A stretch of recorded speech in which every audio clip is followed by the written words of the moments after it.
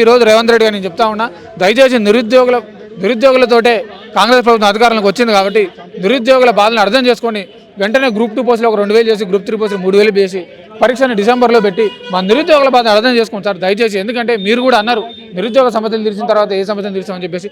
ఆ రోజు మీ AICC president Rahul Gandhi గారు కూడా చిక్కడపల్లి లైబ్రరీకి వచ్చి ఖచ్చితంగా నిరుద్యోగుల సమస్యలు తీర్చిన తర్వాత మేము ముందుకు వెళ్తామని చెప్పడం జరిగింది. ప్రతి ఒక్కరిని ట్వీట్లు చేస్తున్నాం, అన్నీ చేస్తున్నాం, ఏం చేసిన పరిస్థితి.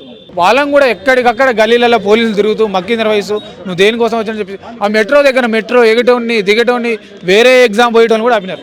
రైతులను అరెస్ట్ చేసినారు, వేరే ఎగ్జామ్ ఉన్న వాళ్ళని అరెస్ట్ చేసినారు, ఉత్సవ పోయేటోని కూడా తీసుకొచ్చి అరెస్ట్ చేసినారు.